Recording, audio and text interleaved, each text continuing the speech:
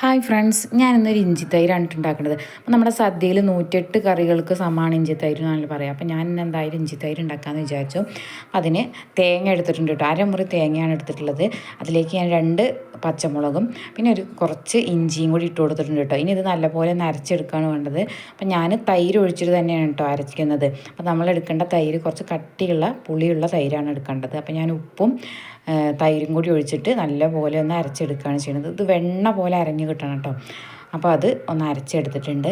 ഇനി ഈ അരച്ചെടുത്തത് ഞാൻ കുറച്ച് തൈര് ഒരു ബൗളിലേക്ക് എടുത്തിട്ടുണ്ട്. അതിലേക്ക് നമ്മൾ അരച്ച് വെച്ചത് ഇട്ട് കൊടുക്കുക. എന്നിട്ട് നല്ലപോലെ ഒന്ന് മിക്സ് ആക്കിയിട്ട് അതിൽ ഉപ്പൊക്കെ കുറവുണ്ടോ എന്ന് നോക്കുക കേട്ടോ. അപ്പോൾ ഇതിൽ കുറച്ച് ഉപ്പ് കുറവായിരുന്നു, അപ്പോൾ ഞാൻ കുറച്ചും കൂടി ഉപ്പിട്ട് കൊടുത്തിട്ടുണ്ട്. ഇനി ഇതൊന്ന് വറുത്തിടുകയാണ് കേട്ടോ വേണ്ടത്. അപ്പോൾ ഒരു പാത്രം ചൂടായിട്ടുണ്ട്, അതിലേക്ക് ഞാൻ എണ്ണ ഒഴിച്ച് കടുക് പൊട്ടിച്ചിട്ടുണ്ട്. ഇനി ഇതിലേക്ക് കറിവേപ്പിൻ്റെ ഇലയും ഉണക്കമുളകും പൊടി ഇട്ടിട്ട് ഒന്ന് വറുത്തിട്ട് നമ്മൾ എടുത്ത് വെച്ചിട്ടുള്ള ഇഞ്ചിത്തൈരിലേക്ക് ഇട്ട് കൊടുത്താൽ മതി കേട്ടോ. അപ്പോൾ നമുക്ക് എളുപ്പത്തിൽ ഉണ്ടാക്കാൻ കഴിയുന്നതാണ്, നല്ല ടേസ്റ്റും ഉണ്ട് കേട്ടോ. അപ്പോൾ അത്രയേ ഉള്ളൂ ഇന്നത്തെ വീഡിയോ.